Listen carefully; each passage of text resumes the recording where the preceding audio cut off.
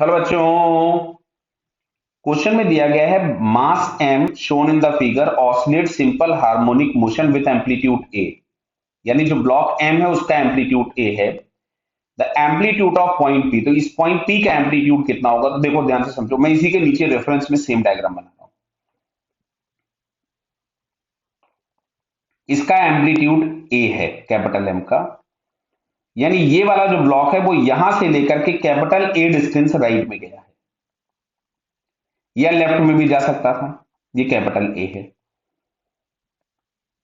अच्छा ध्यान से सुनना भाई, जो दोनों स्प्रिंग्स होंगी, क्या दोनों में एक्सपेंशन सेम हुआ होगा? क्या नहीं भाई, दोनों स्प्रिंग के कांस्टेंट अगर सेम दिए गए होते तो दोनों में एक्सपेंशन सेम होता। तो मैंने ही माना कि पीछे वाले में एक्सपेंशन x1 है और आगे वाले में एक्सपेंशन x2 है। तो ध्यान से देखिए आप लोग, ये जो पॉइंट P है ये कितना आगे गया होगा? जितना पीछे वाली स्प्रिंग में एक्सपेंशन होगा, मतलब पॉइंट P x1 आगे गया होगा।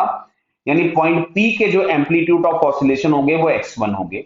अब यहां से हम एक चीज ये लिख सकते थे कि x1 प्लस x2 बराबर a है, क्योंकि ये दोनों जितना मिला के एक्सपेंड होंगे, दोनों जितना एक्सपेंड होंगे वो मिला करके ब्लॉक आगे गया होगा। फिर अगर हम इस पॉइंट P का फ्री बॉडी डायग्राम बना दें तो पीछे मिलेगा k1x1 और आगे आपको मिलेगा k2x2 बराबर है। अब मान लेते हैं k1x1 बड़ा है, तो k1x1 minus k2x2 is equal to mass of point P into acceleration, that is 0। तो यहां से k1x1 बराबर हमारे पास आता है k2x2, और हम लोग इंटरेस्टेड हैं x1 फाइंड करने में। तो अगर हम x1 इंटरेस्टेड हैं फाइंड करने में तो हम x2 को रिप्लेस कर देते हैं। तो यहां से हम x2 बराबर यहां से लिख सकते थे k1x1 अपॉन k2। क्लियर है बेटा? और इस x2 को उठा के हम यहां पुट कर दें तो x1 plus k1x1 upon k2 बराबर a।